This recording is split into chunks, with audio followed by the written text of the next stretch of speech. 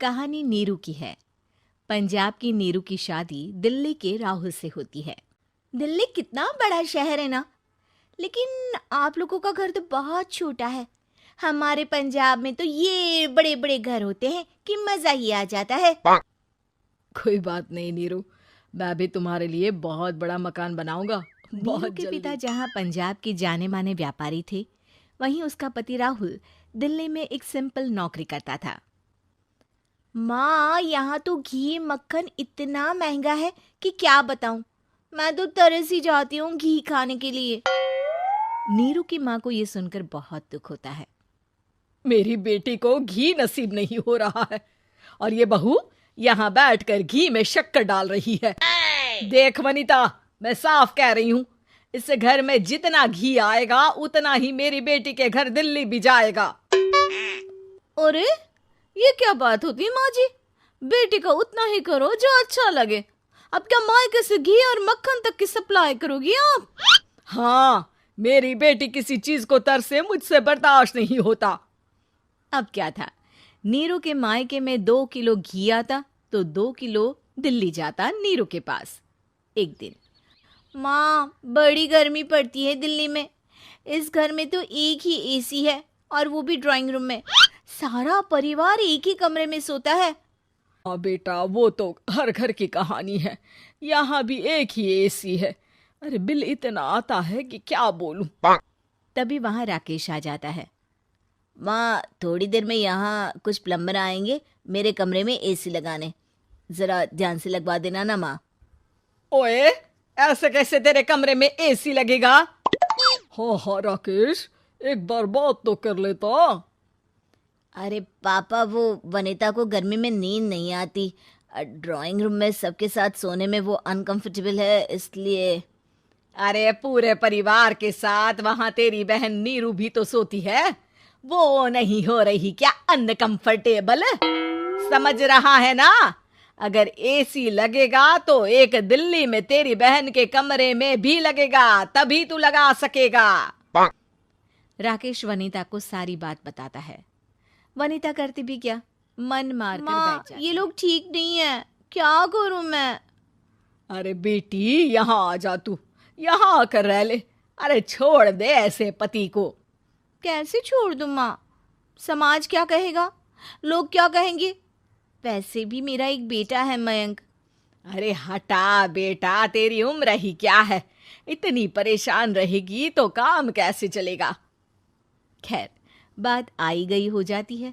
माँ को लगता है कि नीरू ठीक है, तो वहीं नीरू के मन में एक ही लाइन चल रही होती है, यहाँ आजा। माँ ने तो बोल ही दिया है कि यहाँ आजा। बस मयंक थोड़ा सा बड़ा हो जाए, इन गरीबों को छोड़कर मैं वापस माँ के पास ही चली जाऊंगी। वो इसी सोच में बाजार में चल रही थी कि मैम, आपका दुपट्टा जमीन को छू रहा है। नीरू जैसे ही उस लड़की की तरफ देखती है, देखती ही रह जाती है। हाय रे, कितना सुंदर लड़का है ये। अब क्या हुआ? मैंने कहा आपका दुपट्टा। तो खुद ही उठाकर दे दो ना।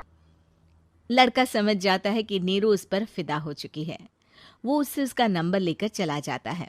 अब क्या था, नीरू और रोहित में लगातार बातें होने लगती है। मैं हरियाणा का रहने वाला हूँ, यहाँ एक बड़ी कंपनी का मैनेजर हूँ। अच्छा, और कितने बच्चे हैं तुम्हारे? बच्चे?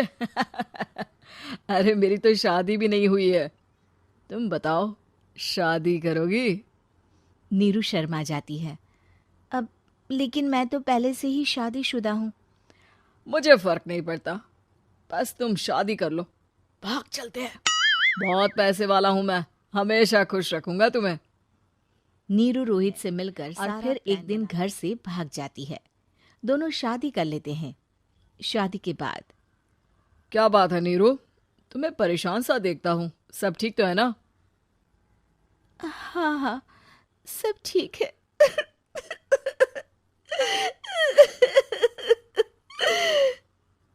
ये कहते कहते ही वो रोने लगती है। अरे क्या हो गया, रो क्यों रही हो? मैंने तुमसे एक बात छुपाई है और वही बात अब मुझे परेशान कर रही है। रोहित, मेरा एक बेटा भी है, उसका नाम मयंक है। क्या बात कर रही हो? ये तुमने मुझे पहले क्यों नहीं बताया? देखो नीरू, मेरी माँ को मैंने ये नहीं बताया है कि तुम शादीशुदा हो। बच्चा मैं मैनेज नहीं कर पाऊंगा। नीरू को समझ में नहीं आता कि वो क्या करे। अ, तुम उस बच्चे को अपनी माँ को नीरू क्यों नहीं चुपके दे से देती? माँ को फोन करती है। माँ, क्या मयंक को तुम रख सकती हो? बेटा, मैं राकेश के साथ बात करती हूँ। आखिर घर का बेटा वही है, जो वो बोलेगा। वैसे भी बेटा, तूने जो किया है ना, उसके बाद से पूरा घर तेरी बुराई कर रहा है। मैं भी अब किसी से तेरे लिए लड़ नहीं सकती। राकेश बेटा, नीरू ने तो जो किया बहुत ही बुरा किया, लेकिन मैं सोच रही थी कि क्यों ना मयंक को हम यहाँ ले आए। तभी वनीता बोल पड़ती है। वाह जी, ऐसे कैसे यहाँ ले आए? यहाँ क्या भंडारा भरा है? और जिस बच्चे की माँ ने नहीं सोचा, उसके लिए हम क्यों सोचे? नीरू को एक बार तो अपने बच्चे के बारे में सोचना चाहिए था ना। अरे लेकिन तेरे पास भी तो लड़का नहीं है ना वनीता। माँ, वनीता ठीक बोल रही है। कल को वो बड़ा होकर इसी घर का हिस्सा मांगेगा, तो हम क्या करेंगे? माँ कहती भी तो क्या, वो चुप रह जाती है। वहीं नीरू का पहला पति कहता है। माँ, अगर आज भी वो वापस आ जाए तो मैं उसे माफ कर दूंगा। बेटा, गरीबी चीज ही ऐसी है, क्या करेगा? तू तो अब मयंक का सोच। वो बेचारा तो बिना माँ का हो गया। मयंक के खातिर तू दूसरी शादी कर ले बेटा।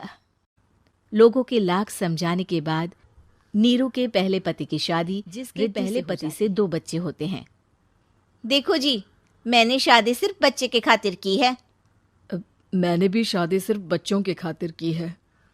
वहीं नीरू के दूसरे पति के मन में ये बात घर कर जाती है कि नीरू एक मासूम बच्चे को उसके खातिर छोड़ कर आई है। अब देखो नीरू, मुझे लगता है कि जो औरत अपनी कोख का बच्चा छोड़ सकती है, वो तो कुछ भी कर सकती है। कल को तुम्हें मुझसे अच्छा कोई मिल गया तो तुम तो मुझे भी बाय बाय कर दोगी ना। नीरू को अब उसका दूसरा पति ताने देना शुरू कर देता है। तंग आकर नीरू उसके यहाँ से भागकर अपने पहले पति के पास चली जाती है। लेकिन ससुराल में क्या लेने आई है नीरू, मयंक को? नहीं नहीं सासू माँ, मुझसे गलती हो गई, मुझे माफ कर दीजिए। नीरू, अब वक्त खत्म हो गया है, मेरी शादी हो चुकी है। तो छोड़ दो ना उसे, हमारा बच्चा है। मैं आपको अपनी माँ नहीं मानता, मेरी नहीं मान तो बात अच्छी है। नीरू मयंक की बात सुनकर समझ जाती है कि उसके पास अब ना आसमान रहा ना ही जमीन।